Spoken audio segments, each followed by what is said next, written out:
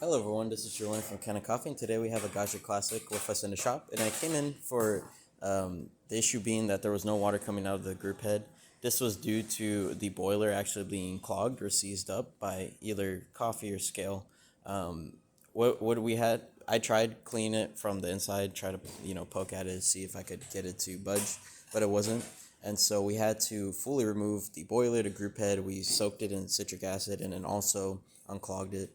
And then also after that installed a new gasket, deep cleaned your group head so that you got more so a detailed tune-up on your machine. And now we're just going to quickly test. Now before, when you click this button, water wouldn't come out of the group head, but now when we do, instantly get water, as you can see.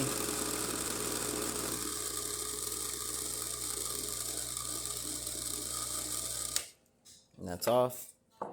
And then of course if we leave this button on, and I'll probably pause the video until the steam's ready, but you can start steaming. Alrighty, now that the light has turned on, we can start steaming. Yeah, everything is working on this machine. That's about it for this repair. If you like this video or any of our other repairs on our channel, leave a like, subscribe, and hit the bell. Thanks for watching.